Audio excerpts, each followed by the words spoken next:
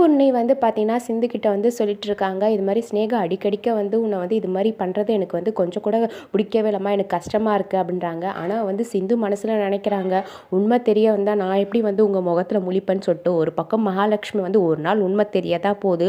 இதே அன்னபூர்ணி வந்து விளக்க மாத்தாலே உன்ன அடிச்சு தெத்த தான் போறா அப்படின்னு வந்து சொல்லிட்டு, அவங்க வந்து ஒரு கங்கணமா வந்து அலைஞ்சிட்டுருக்காங்க.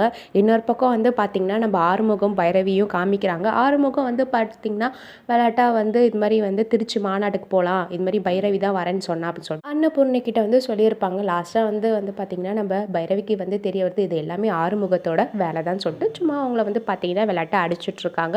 ஸோ இதுக்கப்புறம் வந்து பார்த்தீங்கன்னா, நம்ம ஆறுமுகமும் பைரவியும் வந்து திருச்சி அங்க போலான்னு சொல்லிட்டு தான் கிளம்பி வந்து போறாங்க. ஸோ அங்க வந்து பார்த்தீங்கன்னா, நம்ம ஆறுமுகத்துக்கும் பைரவிக்கும் சின்ன சின்ன ரொமான்ஸ் சீன்ஸ்லாம் வந்து வச்சுட்ருக்காங்க.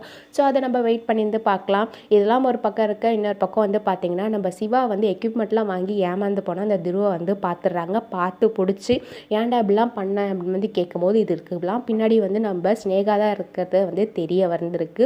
ஸோ இதுக்கப்புறம் என்ன பண்ண போறாரு சிவா அப்படின்னு சொல்லிட்டு வெயிட் பண்ணி வந்து பார்க்கலாம். அதுக்கடுத்ததுல வந்து பார்த்தீங்கன்னா, இசைக்கும் காயத்ரியும் வந்து காமிக்கிறாங்க. ஸோ இசைக்கு வந்து காயத்ரி கிட்ட வந்து தப்பா நடந்துக்கும்போது வந்து பார்த்தீங்கன்னா, ஆல்ரெடி வந்து நம்ம காயத்ரி வந்து பைரவிக்கு வந்து ஃபோன் பண்ணியிருப்பாங்க.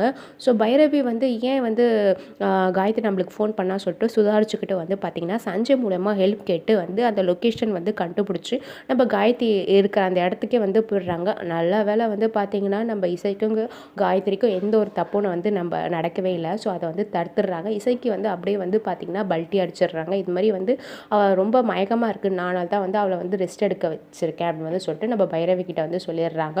ஸோ இது மாரி தான் சீன்ஸ் வந்து அப்கமிங்ல வரும் எதிர்பார்க்கப்படுகிறது. நன்றி. இது போல நிறைய அப்டேட் தெரிஞ்சுக்கணும்னா நம்ம சேனலை மறக்காம சப்ஸ்கிரைப் பண்ணிக்கோங்க.